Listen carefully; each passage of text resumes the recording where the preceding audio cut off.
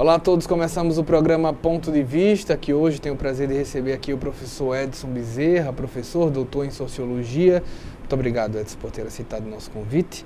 Queria saber a tua opinião, tua análise sobre como a Alagoas tem sido construída pelos atuais gestores. Como você tem visto isso? Olha, eu começaria falando da coisa do carnaval, né? Que é essa choradeira na cidade, né? E parece uma coisa meio sádica, né? Dos gestores públicos, do prefeito principalmente, não está atento para o carnaval de rua, né? Ou está atento à maneira dele, não perceber que o carnaval de rua é uma forma de articular uma rede gigantesca de sociabilidade, né? Quer dizer, a gente começa por aí porque é como os gestores veem, né, a construção da cidade, né? A construção da cidadania. Como é que você tem toda a cidade clamando há anos, né? Acho que há décadas, sobre o carnaval, que inclusive é uma coisa de geração de renda, e a gente, mais um ano a gente vai ter, e a gestão municipal não cuida do carnaval. Então isso é um reflexo de como que os gestores públicos, né, representantes das nossas elites, conseguem ver Alagoas de uma forma travada, né? Quando a gente pensa assim em prefeitura, você começou pela prefeitura, a prefeitura teve uma escolha, eu acho que já há uns 2, 3 anos, por um evento chamado Maceió Verão. Gasta-se um valor, pode-se dizer... astronômico. Um evento, de resto, é um evento, pelo menos dessa forma que foi feito, completamente equivocada, né? E assim, eu fiquei assustado quando fui ao evento, fui no segundo dia do evento, depois de um dia traumático, né? Onde a gente viu verdadeiras sessões de espancamentos públicos, né? E assim, uma coisa que me chamou muita atenção, já que você é da imprensa, é ver assim, o comprometimento da mídia, né, em maquiar esse evento, né? Porque foi uma coisa muito séria que aconteceu lá. Então, quando a mídia diz que está tudo uma maravilha, você pode pegar a sua família e levar para um evento daquele ali e você vai ver um show de pancadaria. Eu vi policiais andando com espingarda 12 lá, né? Então, e o clima está completamente péssimo. Então, você tem um evento onde você tem que pensar a cidade ela não é pensada.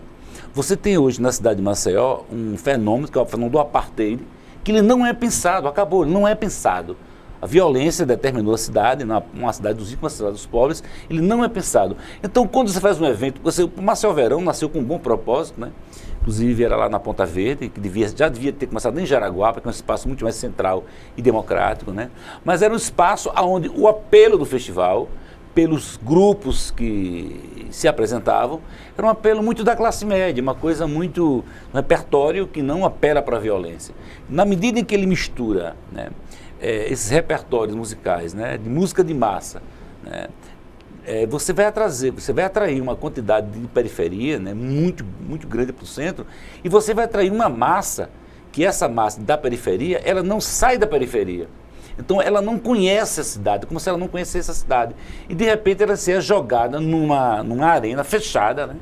Uma arena fechada, com uma música de massa, e aí você tem todo o fenômeno que acontece de violência. Uma outra característica, que essa não é realmente uma característica da prefeitura, começou com eventos do governo do estado, mas a prefeitura acho que foi que começou isso, fechar a coisa, né? Você cria uma sensação claustrofóbica, inclusive você está, cabe dentro da linguagem da violência, porque você está fechando, né? Você está fechando um espaço, você está tornando um espaço profundamente perigoso, né? De forma que se você tiver um evento traumático, um tiro, você não tem para onde correr, né? Então você está cercando o espaço. E uma coisa mais simples era abrir aquele espaço e policiar o espaço, entende? Então são coisas tão primárias que a gente fica observando que a gente lamenta, né, que os gestores não consigam ver, né, essas potencialidades, né, que a cidade tem, né, e que o povo e a cultura popular tem, né?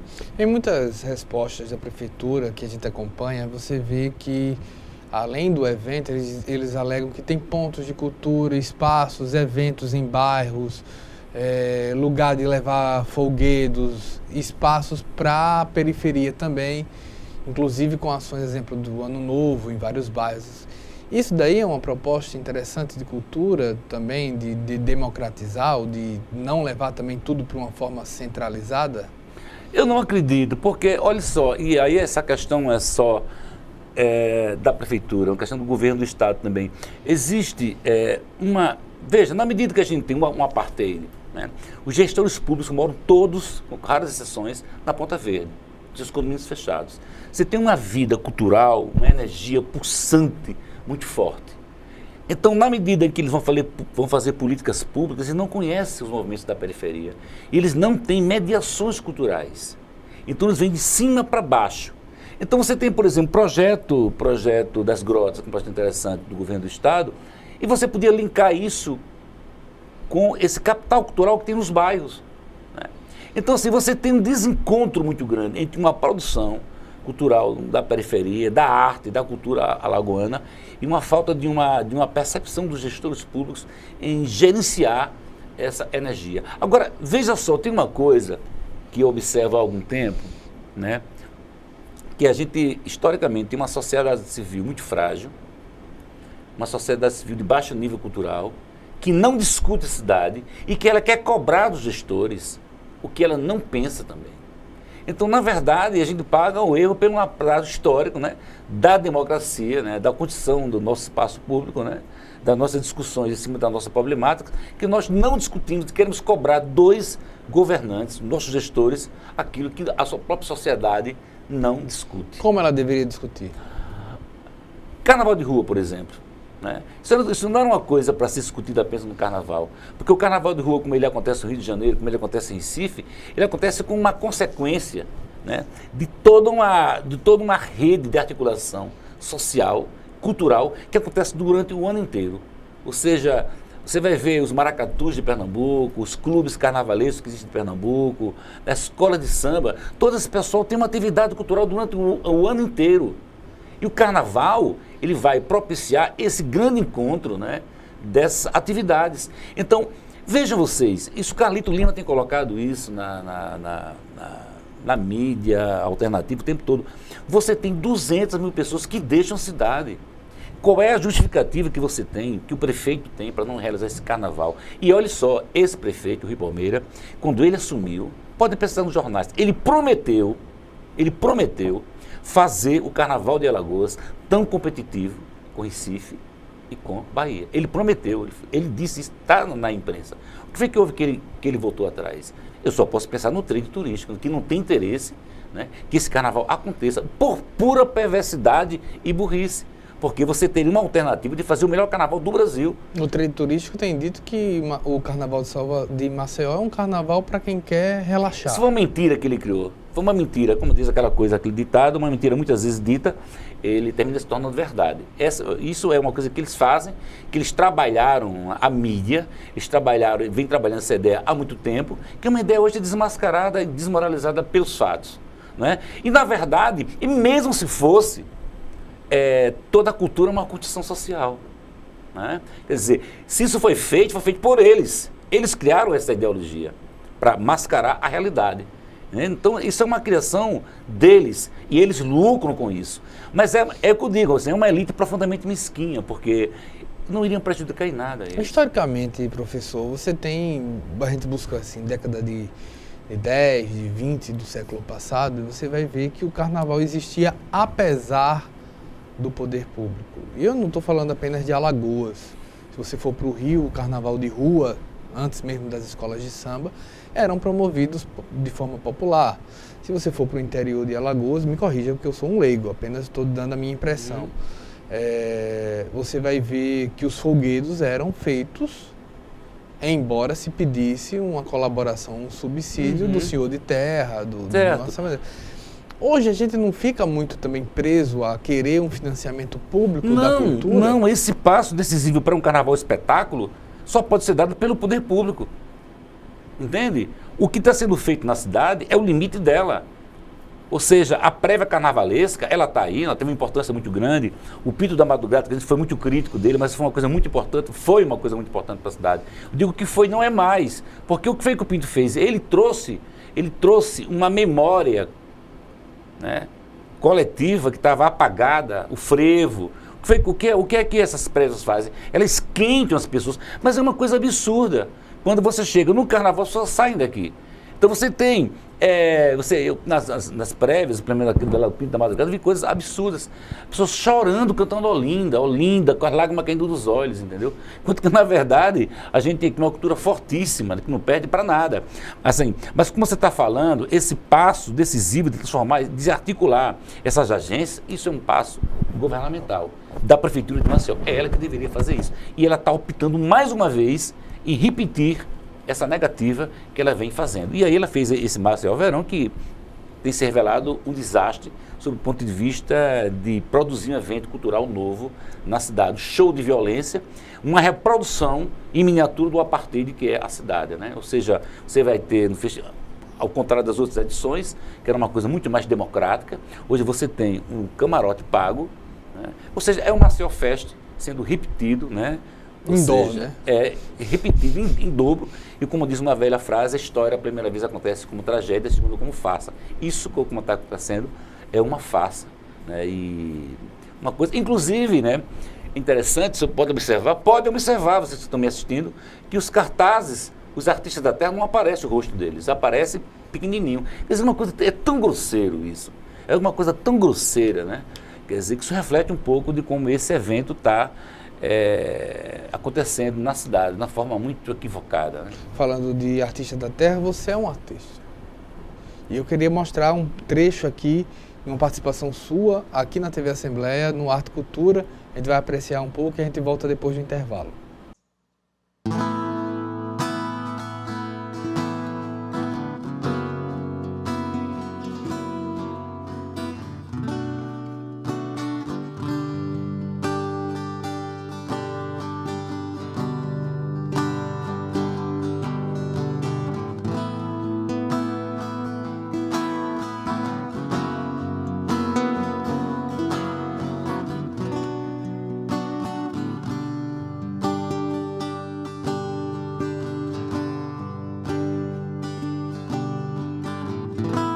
Mesmo sabendo que já não existe,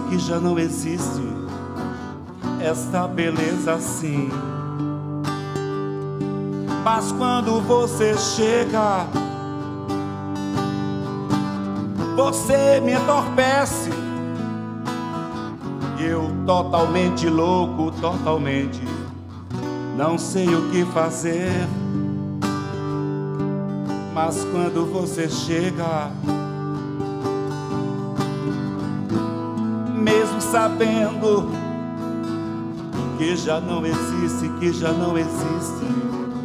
esta beleza assim. Mas quando você chega, você me entorpece. Eu totalmente louco, totalmente, não sei o que fazer. Mas quando você chega, mesmo sabendo que já não existe, esta beleza assim. Mas quando você chega, você me entorpece. Eu totalmente louco, totalmente, não sei o que fazer. Mas quando você chega, é que eu estava tão mal. Eu estava tão mal, eu estava tão down. Eu estava tão mal, tão down. Há dias em que eu estou tão só, abandonado, feito um cão vadio, um condenado ao vírus, exposto ao mal do mundo. Mas quando você chega,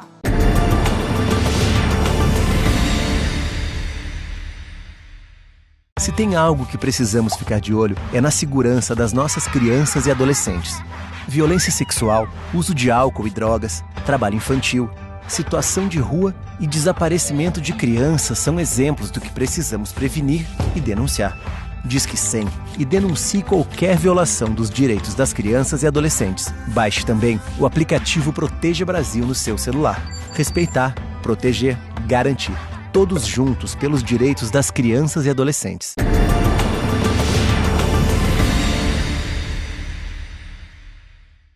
Voltamos com o programa Ponto de Vista. Eu estou aqui com o Edson Bezerra, professor, doutor em Sociologia. A gente falava de um projeto, de uma perspectiva de administração. Você falou em apartheid. Mas isso reflete em praças, reflete em tudo que acontece na cidade? Sim, o comércio, por exemplo, a periferia invadiu. Você não tem mais um centro da cidade, você tem a periferia invadindo o centro. O que surpreende assim, é como essa administração, você vê, você tem duas cidades, né? Cidade das praias e as outras regiões. Existe um déficit do tratamento, é impressionante. Por exemplo, você tem os mirantes mais belos do Brasil em Alagoas, todos vazios. Olha, porque assim, né? A sociologia diz uma coisa que é assim, as mudanças na infraestrutura, elas podem ser muito rápidas, mas as mudanças culturais, elas demoram muito. O que acontece? A cidade, essa questão do trade turístico, né, do sol e mar, essa identidade de sol e mar, associado com outras agências que acontecem, né, o shopping center, ela causou na cidade um furacão, uma desestruturação das relações sociais. Então, por exemplo, o que o comércio tinha para oferecer, né, uma vida social, né, você andava no comércio, via vitrines, você tinha os estilos arquitetônicos. Quando o shopping começa a acontecer, o teatro, o comércio começa a tentar imitar os shoppings, descaracterizado. Então você tem hoje, né, o centro da cidade pauperizado, você tem hoje as praças da cidade completamente vazias. Você tem hoje na região do Farol, essa região que fica ali perto da igreja São Gonçalo, aqui em cima logo, as casas, dezenas de casas vazias. São fenômenos que estão acontecendo na cidade e você não vê os gestores públicos, não vê a prefeitura tomar consciência disso, né? Ou ter alguma alternativa, chamar para discutir. Por exemplo, os mirantes. O que podia ser feito? Muitas coisas, iluminar os mirantes, convocar a Guarda Civil para tomar conta dos mirantes, convocar a população, né? Fazer experiências pilotos, né? Ou seja, recriar a cidade, reinventar a cidade. Mas você só reinventa a cidade com democracia, com participação, né? E você não vê isso. Como estimular essa participação? Olha, não existe fórmula, né? A democracia é uma coisa que se constrói, né? É uma coisa que se constrói. Você está vendo, por exemplo, esse projeto de frente para Alagoas, um projeto importantíssimo, né? Importantíssimo, né? De repente, veja só, a prefeitura que não leva iluminação para a orla, né? Você pode ir para a orla lagunar, que é uma coisa absurda. Inclusive, você tem uma ideia, né, de como essa manipulação da informação das coisas são feitas. Nós que fazemos parte do movimento dos povos da Lagoa, convocamos uma grande empresa de mídia para fazer uma reportagem mostrando a Ponta Verde como estava, na coisa do primeiro mundo, e mostrando como estava a Lagoa Mundaú. Essa empresa de comunicação, ela marcou 3 vezes com o pessoal do movimento e 3 vezes ela furou. Existe um controle da informação. Então, de repente você tem um projeto desse, gigantesco, né? Esse projeto tem um impacto muito grande, né, em toda a cidade, né? E esse projeto não é discutido com a comunidade. Não é discutido. A prefeitura fez 3 reuniões. Numa das reuniões, acredite você, o povão estava vendo gráficos para o povo que nunca sabe, gráficos mostrando etc e tal, e sem discutir com a população. Então, veja você, quando você implanta um projeto com essa magnitude, que é um projeto feito em 3 etapas, né? A primeira começa em Bebedouro, vai até Ferno Velho, depois vem até pegar aquela região lá, você tem um impacto sociológico, social poderosíssimo. Por exemplo, o Pátio Maceió, quando ele foi feito, bastou um anúncio dele, os preços das casas já subiram de 30 para 70. Quando foi construído o shopping, aquelas casas que valiam 70 mil reais, elas foram para 200 mil reais. E aí o morador da casa, o que é que acontece? Ele vende a casa e ele vai morar em outra região, né? Sem as redes de solidariedade que ele tinha, de conhecimento. O que é que vai acontecer? A miséria, a pobreza que ele vivia vai se reproduzir em outro espaço.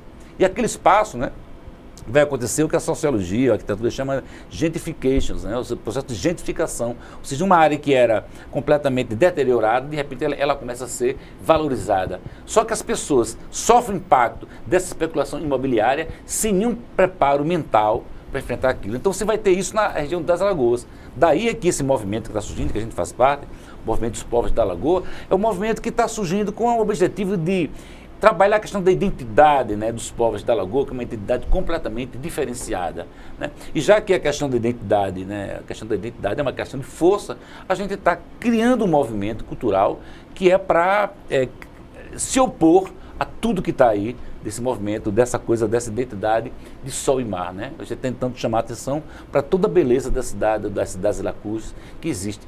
Você tem uma ideia? Nós temos mais de 65 lagoas. E não tem nenhum projeto de desenvolvimento sustentável voltado para essa rota específica dessas lagoas. Embora já se tenha pensado, eu acredito que de 84 existia um projeto para a Lagoa, inclusive acho que foi quando foi construído o Dique Estrada, mas nunca posto em prática. Ele é posto em prática, mas ele é posto em prática de uma forma emergencial, sem um planejamento a longo prazo, né? Então, aquela região está colocada, aquelas favelas, Muvuca, aquela região é a região mais bela, onde passa o canal de fora, belíssima. O que acontece? A prefeitura compra casas, ou os projetos governamentais compravam casa, doavam casas, né, para esse povo, e acontece esse fenômeno que eu acabei de falar. Eles vendiam as casas para ir morar em outros cantos e as pessoas ocupavam o mesmo espaço. Como não tinha nenhum projeto nesse sentido, voltava-se de novo. Agora, esse projeto, me parece que é um projeto percebe-se um esgotamento da ocupação da cidade. E esse projeto não é um projeto para 1 ano, 2 anos, é um projeto para 30 anos. Então a cidade, ela tende a ocupar toda aquela região, não só aquela região, é uma região que vai ser ocupada Barra Nova, Coqueiro Seco, o Alto do Coqueiro Seco, que vai ser ocupado Santa Luzia do Norte. Então é um projeto de longo prazo, um projeto de longa duração, né, que eu acredito que o setor imobiliário está de olho nesse projeto, né? Porque é um projeto que ela vai ocupar as áreas mais belas de Alagoas, né? Então, a gente tem que se preparar para essas grandes mudanças que estão acontecendo, que devem acontecer nos próximos anos, né? A Lagoa, principalmente a Mundaú, o que ela representa em termos culturais para Maceió? Ela representa tudo para Maceió, né? Antes de colocar sobre esse ponto, a estupidez, né? Como foi que se conseguiu visibilizar essa lagoa, né?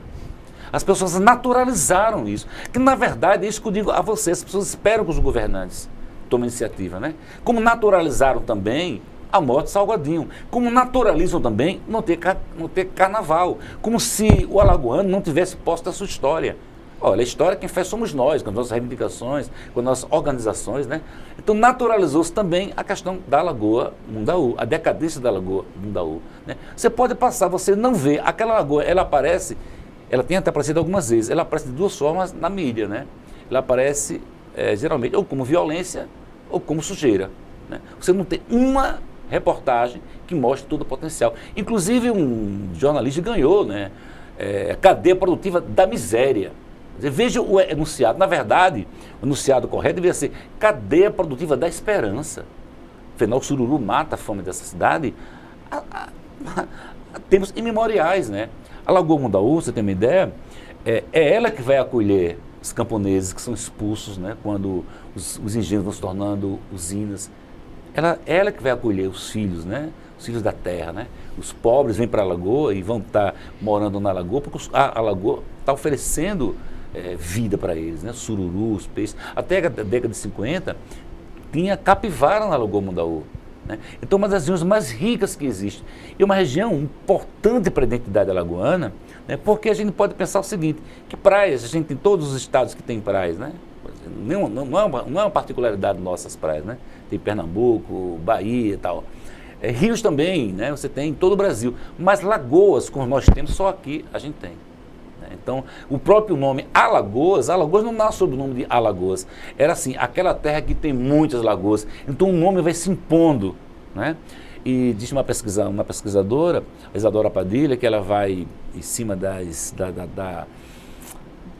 do rastro do Liceu Lindoso, ela vai dizer o seguinte, que a Lagoa Mundaú é ela que vai gerar a cidade de Maceió. Porque você tem polos, né? Você tem Portugal, você tem Marechal Deodoro, você tem Penedo. Por que Maceió? Porque aos poucos, né, essa região de Maceió, que hoje a gente habita, ela vai se tornar um ponto de escoamento pelo cais do porto aqui, mas de onde é que vem essas mercadorias? Pela Lagoa Mundaú. Pilar, Santa Luzia do Norte, Coqueiro Seco, Pilar, pelos canais, né, que vinha pela Lagoa Manguaba, que vem para cá. Então, a lagoa ele é fundamental em estar fundando a cidade. Se passou 200 anos e não se discutiu a cidade de Maceió e não se discutiu a Lagoa Mundaú. Fez uma festa belíssima, né? Uma grande encenação, né? É onde a lagoa estava em tudo que é canto, mas na prática ela continua lá. Quer dizer, na verdade, quando eu vejo um projeto desse de frente para a lagoa, o que é interessante é a gente ver como essa coisa vem de cima para baixo, porque não tem mediação. A prefeitura não vai na região das lagoas, não vai recolher lixo, não vai iluminar, não vai fazer absolutamente nada. E de repente chega com um projeto faraônico. Então a gente tem que ficar alerta, né? Discutir muito esse projeto, porque a gente não pode acreditar que haja uma coisa simplesmente de boa vontade quando você não tem a mediação. De repente, projeto faraônico, mas o lixo está lá. As pessoas estão lá, morando lá agora, desprezadas, humilhadas, vivendo no meio do lixo, né? Há um tempo atrás, vocês da mídia tomaram conhecimento de um impedimento de bicho do pé, né? Quer dizer, no centro da cidade, né? A 800 metros de uma escola, de uma faculdade, né? A escola de ciência, a Universidade de Ciências Médicas, e ninguém sabia, né? Precisou um cara de lá do Vegel, né? O Carlos Jorge, botar a boca no trombone, todo mundo então, mas sempre ela aparecendo no negativo, né? E eu acho que existe uma beleza imensa, né? Aquela lagoa concentra uma beleza imensa, e que eu acho que um dia ela vai explodir. A Lagoas é uma possibilidade imensa, né? Pois bem, eu estou aqui com o Edson Bezerra, quero agradecer e já lhe fazer um convite para retornar e conversar mais sobre isso. O programa Ponto de Vista fica à sua disposição, Edson. Tá bom, obrigado aos telespectadores, né? Espero que a gente tenha contribuído, de certa forma, para discutir os impasses da cidade. Certamente que sim. A gente vai para um intervalo, o programa volta daqui a pouco.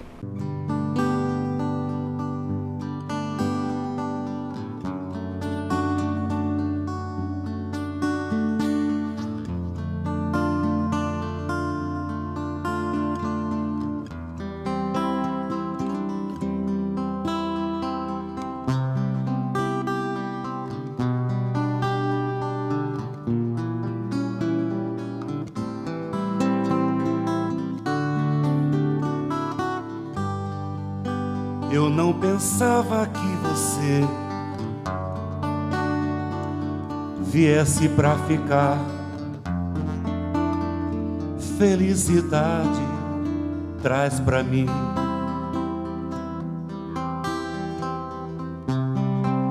O que passou não quero mais lembrar. Só quero ter você aqui.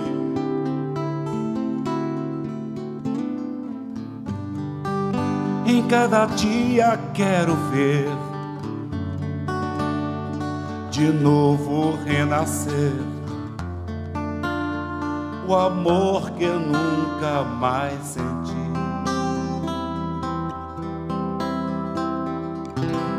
Aceito seu coração para ficar junto ao meu mais uma vez.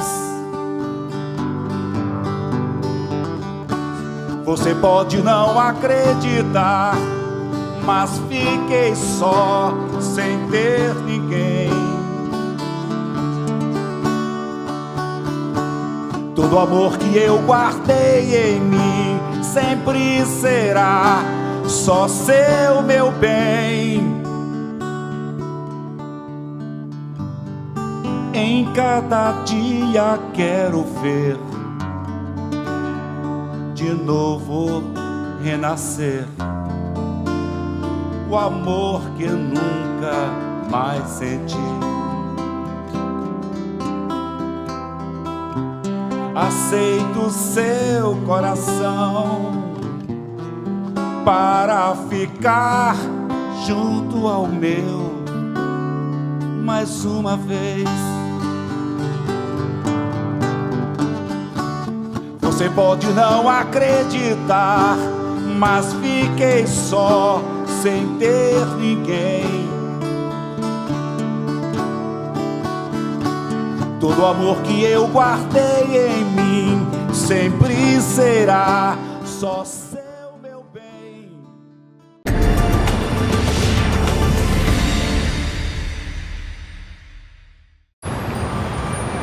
Quando fiquei sabendo que tinha tuberculose, imaginei, é o fim. Mas logo descobri, tuberculose tem cura. Se parar o tratamento, a doença pode voltar, mais forte. Família, amigos, profissionais de saúde, todos juntos contra a tuberculose.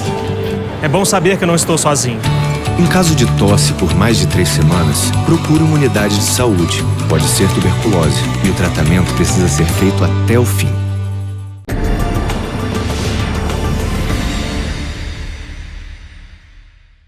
Retornamos com o programa Ponto de Vista, agora aqui comigo, ortopedista, especialista em medicina esportiva, Eduardo Lima. Muito obrigado por ter aceitado. Boa tarde. A gente está num momento em que muitas pessoas decidem retomar ou começar as atividades físicas. Que cuidados são necessários neste momento? Então, boa tarde. O que é um erro muito comum na maioria das pessoas é pensar que em um curto período de tempo eu vou conseguir um resultado estético, que a busca é primariamente estética, depois é de saúde. Infelizmente é isso que nós temos. O verão é março, já começa, e o pessoal pensa que estou sedentário há 1 ano, 2, eu vou conseguir entrar na academia correndo e vou secar para estar pronto para o verão. Isso não acontece. Eu costumo falar do meu consultório que o projeto verão é do ano que vem. Se eu quero estar bem no verão, vai ser 2019, eu não consigo agora. Então, quais seriam os cuidados que todos deveriam tomar, mas não tomam? O que acontece? Uma pessoa que é sedentária, aquela pessoa que não tem nenhuma atividade física regular, esportiva regular, ela tem, vamos dizer, um ritmo cardíaco não, um metabolismo cardíaco, aquela frequência que sustenta ela no repouso. Tanto é que se ela precisar fazer um esforço a mais, nem o pulmão nem o coração vão conseguir dar conta, porque estão preparados para uma baixa demanda. Nem pulmão, nem coração, nem musculatura. Então, uma pessoa que está totalmente sedentária e passa uma musculação, que seja um crossfit, um muay thai, essas coisas estão na moda, dá no seu organismo uma exigência muito grande que ele não está pronto para responder. Então, uma pessoa que está bem do coração para um metabolismo basal baixo, ao exigir dele demais, pode sobrecarga cardíaca, por exemplo. Uma pessoa que tem musculatura muito mais fraquinha, mais flácida, vai fazer um exercício de força, lesiona mais facilmente. Então, o que se recomenda é a chamada avaliação pré-participação. Quer iniciar alguma atividade esportiva? Vai a um cardiologista, vê como é que está o coração. Eletrocardiograma, exame simples, rápido, barato, dá uma ideia bem bacana do que é que se tem alguma coisa errada que não precisa de tratamento. Vai para o pneumologista, ou vai para o clínico bem orientado, ou para o médico do esporte. Ele vai fazer a avaliação completa de músculo esquelético, pulmão, coração. Estando tudo bem, está apto para o esporte e vai adequar o esporte de acordo com o biotipo da pessoa. Havendo alguma intercorrência que necessite de tratamento anterior, trata-se para poder ir para o esporte. Certo. Muitos, quando, eu acho, exatamente pelo que você disse agora, entram, por exemplo, numa caminhada, já entram numa corrida rapidamente e começam a sentir as lesões. Isso. Então, a gente ouve sempre muita queixa de dores no joelho, dor no pé, canelite. Como pensar quando você reativou, não teve os devidos cuidados, não foi no cardiologista, não foi no ortopedista? O que deve se fazer quando você entrou numa atividade e sentiu essas dores?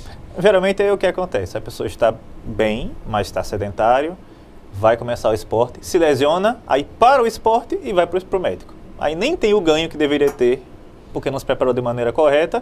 Agora está às vezes uma lesão grave, que vai prejudicar ele para muito tempo, que vai impedir o retorno do esporte mais rapidamente. Então o ideal é avaliação prévia, cardíaca, músculo-esquelética. Estando tudo bem. E tem também a questão das expectativas irreais. Uma pessoa é totalmente sedentária a vida toda, eu quero correr uma meia maratona, o que não é pouco, é muito. Não é fácil para ninguém. Não é fácil nem para o atleta. Então, quer correr meia maratona? Ótimo. Vamos ver como é que está teu pé, teu joelho, tua coluna, teu coração, está tudo bem? Vamos começar com um curto 2,5, 5, programar para aumentar gradativamente, porque tem pessoas que correm bem 5 km, vai para 10 e se lesiona. Então, tem que ser bem programado com educador físico, com o médico, com o fisioterapeuta, para que o esporte seja só benefício, não traga nenhum malefício. O quanto preocupa o joelho numa coisa dessa? Olha só, para a corrida, a pessoa o paciente só vai ter grandes lesões nos casos como, por exemplo, de tendinite, que é impeditivo, não é uma lesão grave, mas é lesão impeditiva. Por exemplo, uma pessoa muito acima do peso, ela que vai querer já começar a tentar, eu sei que não consegue de imediato, né? Mas ela já tenta forçar isso. Isso causa algum tipo de problema grave? Pode se preocupar? Não, isso pode agravar problemas pré-existentes, mas é difícil um problema como uma lesão meniscal ou ligamentar por corrida, certo. Porque o gesto do movimento do joelho é curto, uma flexão de 30 graus é o suficiente. Agora, se a pessoa é sedentário e vai fazer um jogo de futebol, exato, que é muito mais traumático para o joelho, aí você pode ter lesões mais graves. Estava 2, 3 anos sem jogar Isso. E agora resolveu jogar futebol de uma vez. Risco de lesões meniscais. Menisco é uma cartilagem, são duas que ficam dentro dos joelhos. Eles servem para amortecimento e para ajudar no encaixe entre fêmur e tíbia. Certo. São cartilagens que não têm circulação sanguínea, pelo menos na maior parte dele. Ao se lesionar o menisco, ele não cicatriza. Ele fica lesionado. Ele pode ficar sem sintomas, mas ele permanece lesionado. E uma lesão pequena, tipo, lesionei há tempos atrás, cicatrizou, não sinto nada. Volta a dar esse esporte de maneira irregular, aumenta a lesão. Pode até passar para uma lesão cirúrgica. No caso do momento atual, a gente vê que está na moda CrossFit e um treino chamado HIIT, que é o treino intervalado de alta densidade. É recomendado? Olha, qualquer esporte é recomendado, contanto que seja bem planejado, que se adapte ao biotipo da pessoa. Por exemplo, com relação ao CrossFit, está bem na moda. Uma pessoa que vem do sedentarismo, que não tem um coração bem preparado, não vai se adaptar direito ao CrossFit, vai lesionar muito mais do que ter benefício do CrossFit. Os que se dão bem no CrossFit são aqueles pacientes que são mais magros, que já têm algum ritmo de esporte irregular, porque CrossFit é intenso, é pesado. Então você vai dar muita carga na musculatura, com gestos de grande amplitude. Então, se você já tem uma estrutura mais ou menos preparada, você se dá bem no CrossFit, mas ainda há risco de lesão. Qualquer esporte tem risco de lesão. Mas os mais variados. Os mais variados. Mas, como eu costumo comentar, o custo-benefício do esporte sempre pende para o benefício. Você tem se lesionar no futebol, na corrida, na caminhada, em qualquer coisa. Mas entre ficar sedentário e fazer esporte, vale muito mais a pena fazer esporte. Agora, concluindo a sua pergunta, CrossFit está na moda, a pessoa, gostei disso, vou fazer isso. Você pode? Tem um gasto calórico alto. Gasto calórico alto, muita tonificação da musculatura, que é bom. Mas, assim, há trabalhos já mais modernos com muita correlação entre lesão muscular e CrossFit, certo? Então, é um exercício muito bom, mas tem que ser muito bem orientado, até para quem já tem prática. E para aquele que não tem prática nenhuma, o risco de lesão é lá em cima. Mas a dica de cuidado é, tipo, fazer um outro tipo de exercício para se preparar para um CrossFit? Ou alongamento?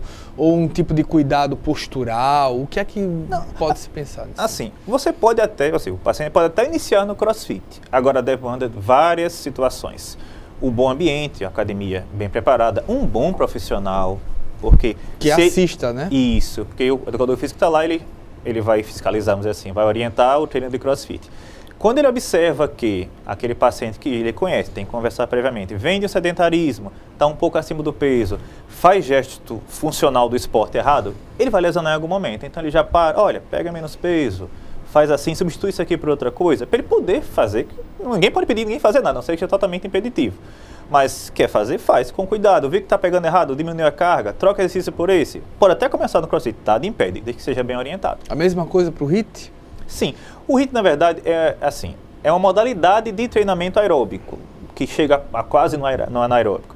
Os trabalhos científicos que falam sobre o HIIT falam dos benefícios em gasto calórico, que você mantém o metabolismo acelerado durante muito tempo. Então, você faz uma aula de aeróbica, você gastou as calorias a mais naquele período, passa mais um pouquinho de tempo gastando e volta ao metabolismo basal. Quem faz a modalidade do tipo HIIT gasta 1 dia, 2 dias, continua gastando. É bacana. Qualquer coisa bem orientada vai fazer bem. Mal orientado é que é problema. Geralmente, um dos esportes ou a prática esportiva mais pensada é a caminhada ou a corrida. Até porque nós estamos numa cidade litorânea com uma orla que cabe. Tênis, algum tipo de equipamento tem que ser pensado? Isso é importantíssimo. Caminhada e corrida são de graça. né? Mas nem sempre a consequência vai ser grátis, né? Se uma pessoa vem de total sedentarismo, o ideal é começar na caminhada. Se é uma pessoa de um pouco mais de idade, que não tem grandes aspirações de grande massa muscular, se está bem, quer apenas manter a saúde, manter o cardiovascular, caminhada ok. Para corrida, para caminhada, quais os cuidados? Primeiro, caminhada é mais tranquilo, porque é um esporte de baixo impacto, de baixa demanda. É um bom tênis, um tênis razoável e uma roupa leve. Ninguém vai caminhar de camisa social, esse tipo de coisa. Mas para a corrida, há que se tem um planejamento. Porque, por exemplo, aqui temos muita corrida de rua, como você falou. Nós temos geralmente modalidade 5, 2,5, que é mais comum, 5, às vezes 10, às vezes meia maratona. Não temos nenhuma maratona aqui, realmente corre a maratona vai para fora. Mas para uma pessoa que não faz nada, 2,5 é muito. Então ele tem, o ideal é até ter uma orientação com um técnico de corrida, um educador físico. Porque olha, eu quero correr 2,5, daqui a 3 meses vai ter uma corrida de rua. Então beleza, vamos começar, você vai correr 100, andar 100. Às vezes a pessoa nem aguenta fazer isso. Aí começa de maneira gradativa. Eu quero cumprir um intervalo, uma distância de 2,5, mas eu vou correr 50, andar 100. A partir de que eu começo a ter mais desempenho cardiovascular, eu consigo correr mais e andar menos, até que eu consiga correr os 2,5. Bati uma meta. O ideal é desacelerar um pouquinho, volta a correr 1,5, depois eu quero correr 5. Então é o que chama-se assim, você tem que fazer um... Não pode deixar o coração se acostumar. Não, nem se acostumar, nem manter alta intensidade o tempo todo, porque em alta intensidade, mesmo que você esteja preparado, você vai ter lesão ou vai ter algum malefício. Então você começa num ritmo X, eu vou correr 2,5 em maio. Corri 2,5, eu volto a correr 1. Aí em agosto vai ter uma corrida de 5, então eu faço um aumento da intensidade de treino até correr os 5. Depois eu diminuo, porque manter no alto, você vai ter lesão mais ou menos de maneira mais frequente. Quando se fala no tênis, também tem que ter aquela... A gente sempre já ouviu falar, normal, de tipo pisada, analisar a pisada, isso é importante? Assim, a alteração de pisada, raramente ela vai dar grandes problemas para a caminhada ou corrida. Não sei se é uma alteração muito grande, uma supinação ou virar muito para dentro. 29,30 é normal. Isso aí atrapalha um pouco, né? Mas tudo bem. Se a alteração de pisada for muito para dentro ou muito para fora, isso pode causar favorecimento à lesão, porque dá mais carga num lado do tornozelo do que no outro, ou do joelho do que no outro, esse tipo de coisa. Se a alteração for significativa, que vai ser vista pelo médico do esporte, pelo ortopedista, recomenda-se correção de palmilha, isso faz aqui em Maceió. Com relação a tênis, hoje o mercado de tênis no mundo é bem amplo, então você tem tênis que serve para musculação, que ele segura o tornozelo, mas ele não amortece tanto, não serve para corrida. Há tênis próprios para corrida de mulher, há tênis para corrida para homem, então é bem assim, há uma medida de muitas possibilidades. O educador físico geralmente conhece, o médico do esporte geralmente conhece, pode indicar o melhor tênis para você, porque há tênis que a pessoa vai pela propaganda que não são mais indicados, os melhores indicados. Tem ranking de tênis no mundo, esse tipo de coisa. Geralmente se recomenda ou com algum tipo de amortecedor? Sim, todos têm, mas há o específico de amortecimento de corrida, que amortece mais do que certos outros. Tem um tênis que você vê com a sola bem grossa, mas a sola é rígida. Então não vai amortecer o seu impacto na corrida, vai lhe causar trauma articular. Então os amortecimentos são diferentes. Outro assunto que a gente percebe muito é que tipo alguns já sentem dor mesmo antes de fazer atividade física, às vezes dores de coluna. Quando se tem esse alerta, uma dor de coluna, uma dor de ombro, que se eu não tenho enganado se chama bursite, não é isso? Uma dor, bursite, geralmente, mas tem várias coisas que pode ter dor no ombro. O que é que se deve fazer? Como procurar? Eu acho que procurar o ortopedista é o primeiro caso, não é isso? Uma coisa que eu, assim, pegando o gancho na sua pergunta, eu sempre falo com meus pacientes, que são sedentários, que eu incentivo para começar a atividade esportiva. Chega para mim, doutor, eu vou começar a caminhada, eu fico com dor, eu não consigo continuar. Aí eu digo, olha, qualquer esporte, qualquer coisa que você faça, se você vem do sedentarismo, vai doer. Então, você fazer uma caminhada, você está acostumado a ficar sentado no sofá vendo novela, vai ficar todo quebrado, eu digo do popular. Vai doer tudo, isso é normal, porque você está se condicionando. Tem que vencer a barreira da dor inicial do condicionamento, até que você, a musculatura, esteja preparada para aquele esforço. Agora eu consigo caminhar sem dor, tem o benefício da caminhada. Agora eu quero correr. Vai começar a doer na corrida, é normal, você está se adaptando a uma carga de esforço maior. Então, o condicionamento é doloroso geralmente, mas uma vez vencido esse condicionamento, só há benefícios. Com relação a dores prévias ao esporte, tem várias causas, né? A lombalgia, que é a chamada dor de coluna, é o segundo sintoma mais comum do ser humano, só perde para a gripe. Tu não vai ter uma gripe na vida ou vai ter uma dor de coluna. Isso se dá por vários motivos. Primeiro, porque o ser humano anda em pé. Eu tenho uma fotozinha que eu gosto de mostrar no consultório, que eu comparo a coluna do ser humano com a coluna do chimpanzé. O chimpanzé ele tem uma curva só, do pescoço até o cóccix, e ele anda de 4 mãos. Ele não tem dor de coluna. O ser humano, por se adaptar a ficar em pé, tem curva no pescoço, curva torácica e curva lombar. Se você tem uma postura ruim, força uma das curvas, força essa musculatura. Então, há várias coisas que podem causar dor de coluna. Má postura, colchão de má qualidade, pegar o peso de maneira errada. Muito tempo no sofá. Muito tempo no sofá, sobrepeso. Várias coisas podem causar dor de coluna. E agora, na modernidade, a gente tem os tablets e notebooks. E o tablet tem uma coisa interessante. Eu tenho até um gráficozinho. Se eu estou aqui ereto, meu peso da cabeça está equilibrado no pescoço. Se eu pego o telefone e faço isso, eu estou dando uma carga na região posterior, então estou forçando. Se eu faço isso, a carga é muito maior. Então, a postura ao utilizar um tablet, um celular, influencia na saúde da coluna.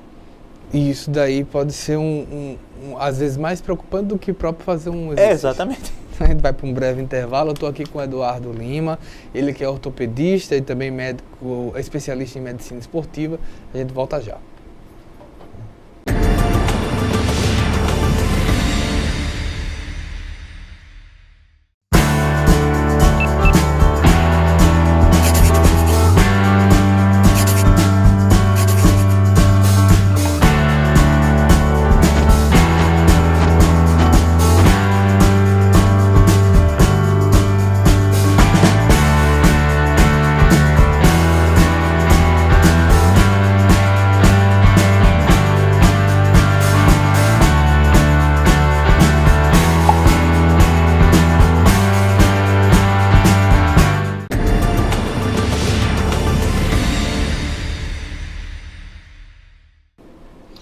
Voltamos com o último bloco do programa Ponto de Vista. Eu estou aqui com o ortopedista, especialista em medicina esportiva, Eduardo Lima. A gente falava sobre a volta às atividades, estamos no mês de janeiro. Muitos dos que voltam, ou boa parte, para não ser, tiveram algum tipo de problema, uma artrose, uma cirurgia. Dá para voltar sem procurar o ortopedista? De preferência, procurar, se houve uma cirurgia, quem o operou, se a pessoa que operou tem algum conhecimento sobre a área de esporte. Caso não, procurar o médico do esporte. Por exemplo, se uma pessoa tem artrose, ela não está impedida de fazer um esporte, mas não vai poder fazer todos os esportes. Certas coisas serão impeditivas para ela. Por exemplo, o próprio CrossFit tem muito exercício de agachamento com carga. Quem tem artrose do joelho não consegue fazer esse agachamento com carga de maneira ok, sem estar se machucando. Então, é aquele negócio, depende da expectativa. Uma pessoa tem, sei lá, artrose mais comum no paciente mais idoso, mas o paciente jovem, por algum motivo, evoluiu com artrose, uma infecção, uma fratura, ele vai ter uma artrose precocemente. Ah, então eu quero fazer CrossFit. Vamos ver tua radiografia de joelho. Tem um espaço razoável? Tem. Olha, você tem uma artrose, é um processo progressivo e você vai ter, em algum momento, impedimento gradativo de fazer certas atividades. Mas dá para fazer? Dá ou não dá. Se for uma artrose avançada, olha, está contraindicado para você. Faça bike, bicicleta, faça natação, tem várias coisas. Uma coisa que eu costumo levar muito em consideração, que é importante, é opções que a pessoa goste. Que se eu mandar o paciente, você tem que fazer zumba, nem sempre a pessoa gosta de zumba. Tem que fazer jazz contemporâneo, nem sempre a pessoa gosta. Fazer equitação, tem que ser uma coisa que esteja no âmbito das coisas que a pessoa tenha prazer de fazer, porque o esporte tem que estar relacionado com prazer. Além do prazer físico que... E não é todo esporte, xadrez não conta, né? Xadrez é um esporte cerebral, gasta muitas calorias, mas não tem tônus muscular, não vai dar condicionamento físico, não. Então é importante, eu gosto de dançar, faz uma dança. Eu gosto de lutar, faça arte marcial. Eu não gosto de fazer nada disso, faça alguma coisa, porque é importante. Cirurgia, uma pessoa que já fez um LCA, uma lesão meniscal... Então, a depender, lesão meniscal antigamente era tratada como menissectomia total, tirava todo o menisco. Então, a pessoa ficava bom do sintoma a curto prazo, a médio prazo estava com artrose. Hoje em dia, a técnica avançou bastante, então você faz a chamada menissectomia parcial por artroscopia. Traduzindo, faz 2 furinhos no joelho, entra com a câmera e uma laminazinha, tira só o pedacinho do menisco que está lesionado. Então, o pós-operatório é mais tranquilo, a pessoa recupera mais rápido e a articulação se prolonga a sua vida útil durante mais tempo. Uma lesão pequena, impedimento quase nenhum. Para a lesão do LCA, que é o ligamento cruzado anterior, para quem não sabe, ninguém tem a obrigação de saber, o joelho, digamos que aqui seja o fêmur, aqui a tíbia. Há dentro dele 2 principais ligamentos, são os ligamentos cruzados, são nessa orientação aqui. O anterior impede que o joelho vá para frente, o posterior impede que o joelho vá para trás. Quando ele rompe esse ligamento no futebol, na queda, o joelho fica instável, ele fica dançando para frente e para trás, favorecendo lesões. Ao se reconstituir o ligamento cruzado, ele é tão ou mais forte que o anterior, então não tem nenhum impedimento para esportes. Agora, o que é importante na cirurgia? O pós-operatório. Porque você tem que ter um joelho funcional, ou seja, que dobre mais que 90 graus. Em algumas situações, ou cicatrização ruim, ou algum problema de infecção, ele cicatriza com encurtamento. Então, impede alguns esportes. Isso daí pode provocar desequilíbrio muscular? Pode. O chamado desequilíbrio muscular ele pode ter várias origens. Por exemplo, o mais comum, de coluna por escoliose. Escoliose é uma curvatura anormal na coluna vista de frente. Então, você vai ter mais carga de um lado do que no outro. Então, este desequilíbrio muscular vai fazer com que um músculo esteja mais relaxado, o outro mais tensionado o tempo todo, favorecendo dores, processo inflamatório. Com relação à articulação, por exemplo, a articulação do joelho, todo mundo percebe em si próprio que a parte da frente é mais volumosa a musculatura e a posterior é menos. Então, já há um desequilíbrio natural.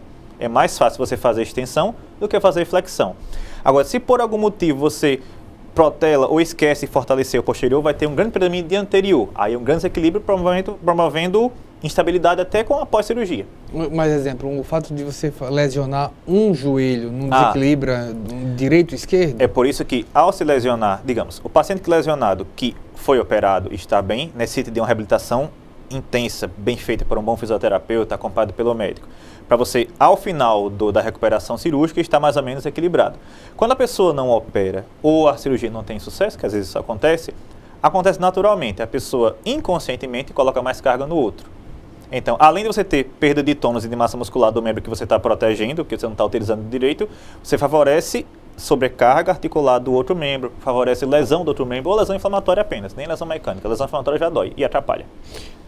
Para as pessoas que retomam isso, mas não ou retomam indo uma vez por semana, ou retomam indo 6, 7 vezes por semana, o que é que se pode analisar desse sentido? O que falta para essas pessoas é educação, eu costumo dizer. Esporte vezes semana não é esporte, é pedir para lesionar. Tanto é que tem uma coisa muito comum que é chamada síndrome da pedrada, já ouviu falar síndrome da pedrada? É aquela pessoa que é sedentária a semana toda e joga bola no sábado. E vai tomar cerveja depois. Cada um toma sua cerveja, tudo bem. Mas, se você tem uma musculatura fraca, que está sentada no escritório, vendo televisão a semana toda, e no final da semana você dá aquela carga jogando bola, geralmente, uma coisa bastante comum, é o tendão de Aquiles, que é o tendão que fica atrás da perna, não aguenta aquela carga. Então ele rompe sozinho. Não precisa nem de ter pancada. Aí você sente como se fosse uma pedrada. Eu levei uma pedrada aqui, mas é o tendão que rompeu sozinho e vira uma lesão cirúrgica. Então, esporte, pelo menos 2 vezes, ideal, mínimo de 3, para ter uma resposta ok. Quer fazer 5 ou 6? Alterne. Pelo menos 2 vezes, não pode ser segunda e terça. Não, até porque o músculo tem que descansar. Então, se fazer 2 é pouco, mas faz segunda e quarta ou segunda e quinta para espaçar, para poder espalhar durante a semana o seu esporte. Ideal pelo menos 3, descansando no final de semana. Agora, quem quer fazer esporte a semana toda? Até pode. Agora vai depender de boa nutrição e de uma boa orientação no esporte, de modo que você faça o seguinte: eu quero fazer toda semana corrida. Não é ideal. Eu quero correr na segunda, faço musculação na terça, corro na quarta, musculação na quinta, danço na sexta. Aí tá bacana, você diversificou os estímulos, contanto que você consiga ter a caloria, aporte calórico para gastar nessa hora, tá tudo bem, não tem contraindicação, bem orientado. Outra coisa, cheguei na terceira idade, estou mais de 60 anos, devo ter um cuidado a mais? Importantíssimo, principalmente para a mulher. Por quê? A mulher, por experimentar a menopausa, que acontece de 55, 60, depende da mulher, ela tem uma diminuição do hormônio circulante. Este hormônio atua no metabolismo do esqueleto. Então, a mulher, por que a mulher tem mais osteoporose do que o homem? Porque pela depressão, pela falta deste hormônio, o esqueleto começa a gastar mais célula óssea do que fazer célula óssea. Então, fica mais fraquinho, favorecendo fraturas. Onde é que o esporte atua? Em 2 situações. Quem faz esporte, principalmente esporte de força, musculação, tem trabalhos científicos que correlacionam bom ganho de massa óssea com musculação na terceira idade. Você consegue através do exercício de força. E o esporte, de maneira geral, favorece a manutenção do equilíbrio, porque as quedas são causas marcantes de morte do idoso, de fratura, de lesão grave. Um idoso mais ativo, que faz, nem que seja uma caminhada, ele tem mais equilíbrio, então ele cai menos. Então favorece a queda, que é um porta de entrada para uma fratura, para uma lesão renal, até uma lesão mais grave. Quanto tempo uma pessoa pode, até para não acelerar nesse processo, deve planejar-se para se condicionar bem? Então, depende do que ela quer. Se a pessoa quer apenas, eu quero sair do sedentarismo e fazer uma caminhada para manter minha saúde, manter meu peso corporal, ok. Avaliação cardíaca, avaliação ortopédica, boa roupa, bom tênis, caminhar todo mundo sabe. Vai doer no começo, para quem vem totalmente sedentário, mas pouco tempo depois, um mês e meio, a pessoa está condicionada, só é manter a constância. Então, ok. Eu quero me preparar para uma maratona, quero me preparar para uma prova de natação. Aí é um trabalho mais diversificado e um pouco mais demorado. Porque você quer atingir ou um tempo ou atingir uma distância. Se você não caminha 5 km, você não vai conseguir correr 5 km. Então você vai ver bem o coração, mesma coisa. Coração, parte musculoesquelética, bom equipamento e treinamento bem orientado pelo educador físico. Eu quero correr 5, vou começar correndo 2,5 ou 1. Vou começar andando e correndo. Então, o tempo depende do que você quer fazer. Uma pergunta, qual a importância do alongamento? Então, alongamento é polêmico. Depende do que você vai fazer também. Há trabalhos que falam que alongamento no atleta frio, ou seja, que não aqueceu um pouquinho antes, favorece lesão. Há trabalhos que falam que o alongamento para a pessoa que vai fazer exercício de força diminui o rendimento. Então, os trabalhos aos quais eu observei, que eu dou mais relevância, recomendam que alongamento vai fazer uma musculação, o ideal é no máximo alongar depois de maneira leve.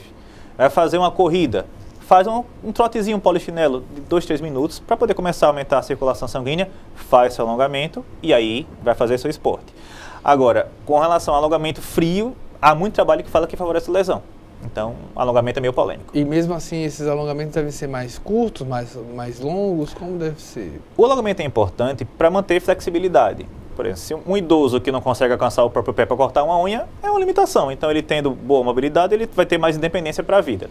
É importante. Agora, o que é que acontece muito? Alongamento sem orientação.